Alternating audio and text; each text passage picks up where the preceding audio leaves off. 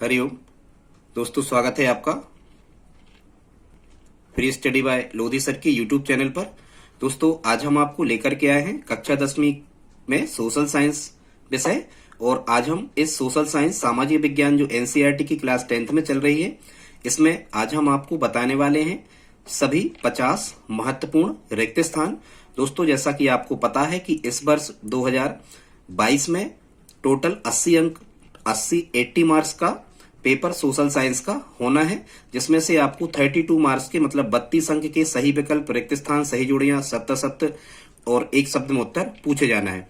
तो दोस्तों, आज हम आपको लगभग 50 सही विकल्पों को बताने वाले हैं। दोस्तों, एक अपील है, यदि आप हमारे चैनल पर पहली बार विजिट कर रहे हैं तो प्लीज हमारे चैनल को सब्सक्राइब कर लें, साथ में बेल आइकन पर क्लिक करें ताकि सबसे पहले नोटिफिकेशन आपको मिलता रहे। दोस्तों, आप हमारी प्लेलिस्ट में जाकर के मैथ्स के सभी इंपोर्टेंट प्रश्नों की वीडियोस भी देख सकते हैं और साइंस की वीडियोस भी आप हमारी प्लेलिस्ट में जाकर के देख सकते हैं। ये वीडियो आपके लिए बहुत ही हेल्पफुल होने वाला है। दोस्तों, यदि आप इस वीडियो में हमारे साथ अंत तक बने रहते हैं तो वार्षिक परीक्षा में के फाइनल एग्जाम में आने वाले लगभग सभी प्रश्न आपसे आसानी से बन रहे होंगे, क्योंकि हमने यहाँ सभी इंपोर्टेंट प्रश्नों को रखा है। तो देखते हैं, बगैर देर किए हुए प्रारंभ करते हैं। दोस्तों, फर्स्ट क्वेश्चन यहाँ कह रहे हैं, पहला क्वेश्चन है, आंध्र प्रदेश और उड़ीसा के डेल्टा क्षेत्रों तथा गंगा के मैदानों में सामान्यतः कौन सी मिट्टी या कौन सी मृदा पाई जाती है स्टूडेंट्स? तो यहाँ कौन सी मिट्टी पाई जाती है? जलोढ़ मिट्टी, क्योंकि यहाँ लिखा है गंगा के मैदानों। और डेल्टा क्षेत्रों में, डेल्टा ये पानी से ही रिलेटिव है, नदियों का जहां अंत होता है तो वो कुछ नदियां डेल्टा बना करके समुद्र में गिर जाती हैं, तो यहाँ क्या सही होगा?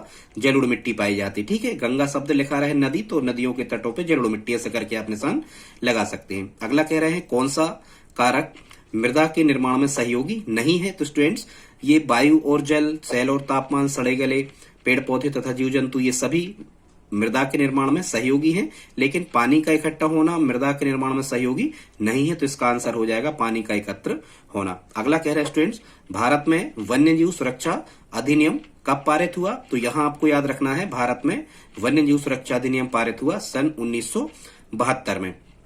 ठीक है स्टूडेंट्स, अगला देखते हैं। अगला कह रहे हैं कि स्थायी वनों का सर्वाधिक क्षेत्र किस प्रदेश में है स्टूडेंट्स? तो ध्यान रखें, स्थायी वनों का सबसे ज्यादा जो क्षेत्रफल है वो किसके पास है? तो वो है मध्य प्रदेश के पास। ठीक है स्टूडेंट्स, अगला देखते हैं। पांचवा कह रहे हैं, भारत की प्रथम बहुउद्देशीय परियोजना है स्टूडेंट्स। तो ध्यान रखें, भारत की प्रथम बहुउद्देशीय जो परियोजना है ये है दामोदर घाटी नदी परियोजना। ठीक है, बहुउद्देशीय परियोजनाओं का मतलब होता है एक से अधिक उद्देश्यों को लेकर बनाई गई परियोजना, जिसमें सिंचाई, पीने के लिए पानी और जल विद्युत का उत्पादन किया जाता है। अगला स्टूडेंट, छठवां कह रहे हैं कि कृष्णा नदी किन राज्यों से होकर प्रवाहित होती है? तो यहाँ आपको ध्यान रखना है स्टूडेंट्स, जो कृष्णा नदी है ये महाराष्ट्र, कर्नाटक, आंध्र प्रदेश और तेलंगाना 4 राज्यों से होकर के प्रवाहित होती है। कौन से? महाराष्ट्र, कर्नाटक, आंध्र प्रदेश और तेलंगाना। ठीक है, यहां ऐसे ही कुछ याद कर लेना, आप ट्रिक बना लेना। कम आते क्या कहोगे? का, मा, आते, ऐसे आपको याद हो जाने वाला है। ठीक है, कम आते इस क्रम में आप कर लेना, कृष्ण नदी कम आते ऐसे करके। 7 नंबर पे स्टूडेंट है ये, भारत विश्व में सबसे बड़ा उत्पादक और उपभोक्ता है। तो हमें ये बताना है कि किस चीज का? तो ये है, भारत विश्व में सबसे बड़ा उत्पादक और उपभोक्ता है किसका? दालों का। और आपको बताएं स्टूडेंट्स कि ये जो भारत में दालें विश्व में सबसे ज्यादा होती हैं और भारत में, मध्य प्रदेश में दालें सबसे अधिक होती हैं। ठीक है स्टूडेंट्स, अगला है 8वां, किस फसल को सुनहरी रेशा कहा जाता है? तो यहां हमें ध्यान रखना स्टूडेंट, जूट को कहते हैं हम क्या? सुनहरी रेशा। अगला 9वां कह रहे हैं, मध्य प्रदेश किस खनिज के उत्पादन में भारत में प्रथम स्थान रखता है? तो यहाँ स्टूडेंट्स 9 नंबर का क्या हो जाएगा? घ, हीरा। मध्य प्रदेश हीरा के उत्पादन में भारत में कौन सा स्थान रखता है? प्रथम स्थान रखता है। स्टूडेंट्स, अगला देखते हैं, प्रश्न क्रमांक 10 है। इसमें कह रहे हैं लौह अयस्क का प्रकार नहीं है। तो स्टूडेंट ध्यान रखना है, हेमेटाइट से, मैग्नेटाइट से और सिडेराइट से, इनसे लोहा प्राप्त होता है, ये लोहे के अयस्क हैं। और बॉक्साइट लोहे का अयस्क नहीं है, क्योंकि जो ये बॉक्साइट है ये एल्यूमिनियम का अयस्क है, बॉक्साइट से एल्यूमिनियम प्राप्त होता है। अगला स्टूडेंट्स कह रहे हैं 11वां नंबर का, कह रहे हैं कौन सा उद्योग कृषि पर आधारित नहीं है? तो स्टूडेंट, सूती वस्त्र उद्योग, चीनी उद्योग और पटसन उद्योग कृषि पर आधारित है। इसका सही आंसर क्या हो जाएगा? सीमेंट। सीमेंट उद्योग कृषि पर आधारित नहीं है। ठीक है, सीमेंट के लिए कच्चा माल कृषि से नहीं मिलता। अगला देखते स्टूडेंट्स, 12वां कह रहे हैं भारत का सबसे प्राचीन और प्रमुख उद्योग है। तो यहाँ स्टूडेंट्स आपको कहना है सूती वस्त्र उद्योग। स्टूडेंट्स ध्यान रखना, सूती वस्त्र उद्योग भारत का सबसे प्राचीन उद्योग है और सबसे बड़ा उद्योग, और सबसे ज्यादा कर्मचारी सूती वस्त्र उद्योग में लगे हुए हैं। 13वां है, अगला देखते हैं, कह रहे हैं सीमांत सड़क संगठन कब स्थापित किया गया स्टूडेंट। तो यहाँ आपको ध्यान रखना है सीमांत सड़क संगठन की स्थापना की गई थी 1960 में। अब हम देखते हैं अगला, भारत में रेलवे जोन की संख्या कितनी है। तो यहाँ स्टूडेंट्स आपको ध्यान रखना है भारत में रेलवे जोनों की संख्या कितनी है, 18 है। अब हम देख लेते हैं स्टूडेंट्स इकाई 2 में भारत और समकालीन विश्व इतिहास से रिलेटिव कुछ विकल्प। तो पहला पढ़ते हैं, हालांकि यहाँ क्रमांक चेंज नहीं होगा, ये 15वां है। कह रहे हैं निम्नलिखित में से कौन बाल्कन क्षेत्र के निवासी थे।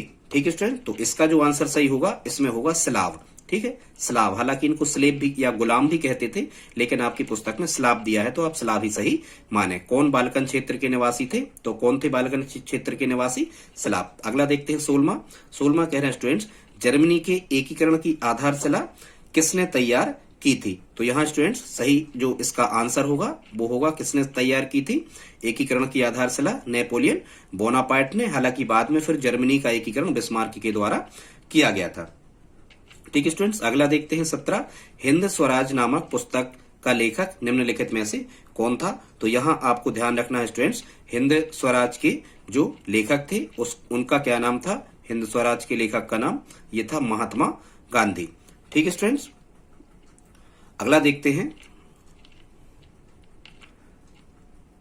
18वां, दिसंबर 1929 में हुए लाहौर अधिवेशन के अध्यक्ष कौन थे स्टूडेंट्स। तो यहाँ आपको ध्यान रखना है दिसंबर 1929 में हुए लाहौर अधिवेशन के जो अध्यक्ष थे उनका नाम क्या था, पंडित जवाहरलाल नेहरू। क्या नाम था, पंडित जवाहरलाल नेहरू। अगला कह रहे हैं स्टूडेंट्स रेंडर पेस्ट क्या था। तो ध्यान से सुने, ये जो रेंडर पेस्ट था स्टूडेंट्स ये पशुओं को लगने वाला एक रोग था। रेंडर पेस्ट क्या था, पशुओं को लगने वाला एक रोग था। अगला कह रहे हैं स्टूडेंट्स कि मानव अधिकार दिवस कब मनाया जाता है। तो मानव अधिकार दिवस मनाया जाता है कब, 10 दिसंबर को। ठीक है स्टूडेंट्स, 10 दिसंबर को प्रत्येक वर्ष मानव अधिकार दिवस मनाया जाता है। अगला देखते हैं स्टूडेंट्स 21वां है, कह रहे हैं औद्योगिक क्रांति सर्वप्रथम कहां प्रारंभ हुई थी। तो यहाँ स्टूडेंट ध्यान रखना उद्योगों का लगना पूरे संसार में सबसे पहले इंग्लैंड में प्रारंभ हुआ था। मतलब हम ये कह सकते हैं कि औद्योगिक क्रांति की शुरुआत कहां से हुई थी, इंग्लैंड से हुई थी। ठीक है स्टूडेंट्स, अगला देखते हैं मुंबई में पहला कपड़ा मिल कब चालू हुआ। क्या कह रहे हैं, मुंबई में पहला कपड़ा मिल कब चालू हुआ। तो यहाँ स्टूडेंट्स आपको ध्यान रखना है 1854 में मुंबई में पहला कपड़ा मिल चालू हुआ। अगला स्टूडेंट्स 23वां कह रहे हैं मुद्रण ईश्वर की दी हुई महानतम देन है, सबसे बड़ा तोहफा है, यह कथन किसका है। मुद्रण मतलब पुस्तकों की छपाई करना, ठीक है, या पत्र पत्रिकाओं की छपाई करना, इसको हम क्या कहते हैं, मुद्रण कहते हैं। ठीक है स्टूडेंट्स, पुस्तक बनाने को मुद्रण ईश्वर की दी हुई महानतम देन है, सबसे बड़ा तोहफा, यह कथन किसका था। तो यहां स्टूडेंट्स हमें ध्यान रखना है यह कथन किसका था, मार्टिन लूथर किंग का। किसका था, मार्टिन लूथर किंग इनका पूरा नाम था। अब हम देखते हैं 24वां, इसमें कह रहे हैं भारत में प्रेस का जनक किसे कहा जाता है स्टूडेंट। तो ध्यान रखना भारत में प्रेस मतलब पत्र पत्रिकाएं जहां छापी जाती उस स्थान को प्रेस कहते हैं।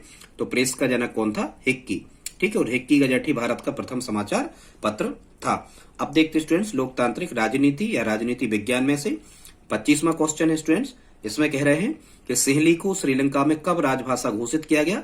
तो यहां आपको ध्यान रखना है स्टूडेंट्स कि सिंहली को राजभाषा घोषित किया गया श्रीलंका में 1956 में।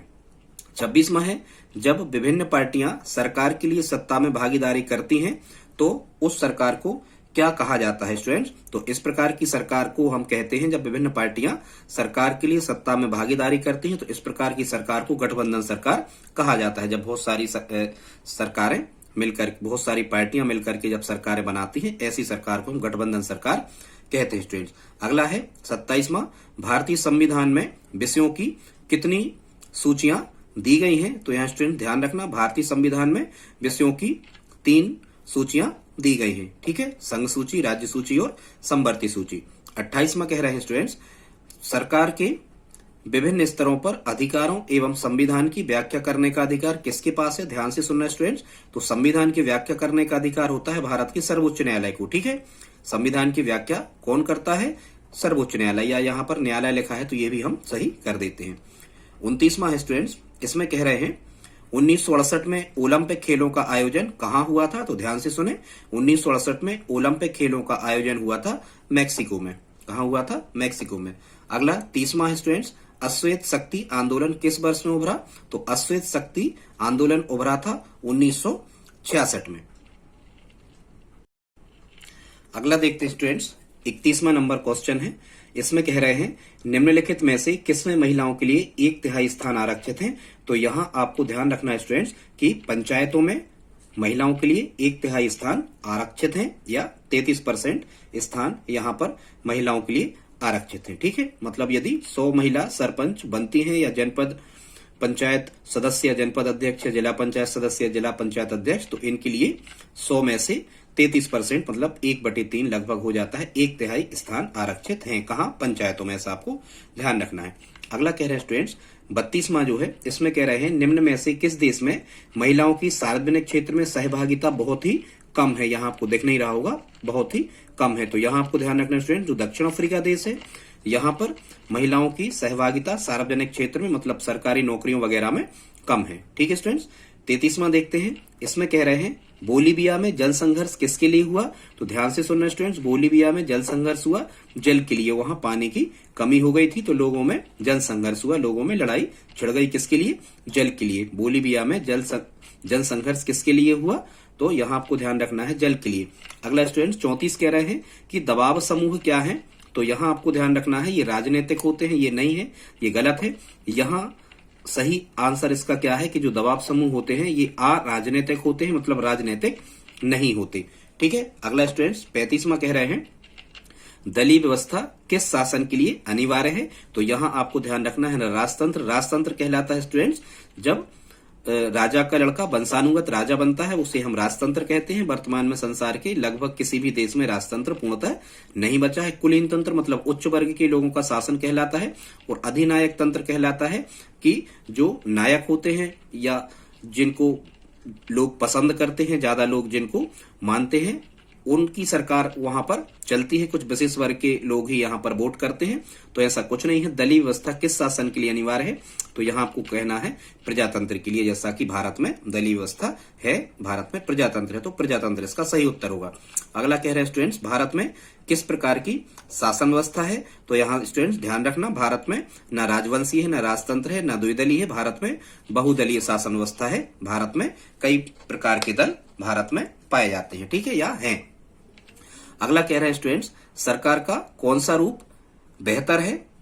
साम्यवादी, लोकतंत्र, राजतंत्र और अराजकता। तो ये सरकार का सबसे बेहतर जो रूप होता है ये लोकतंत्र, प्रजातंत्र, या इसको हम डेमोक्रेसी भी कहते हैं स्टूडेंट्स। अगला है 38वां आर्थिक असमानता का क्या अर्थ है स्टूडेंट्स? तो आर्थिक असमानता कहलाती है यह धन का असमान वितरण है। यहां भी असमानता लिखा तो असमान वितरण है।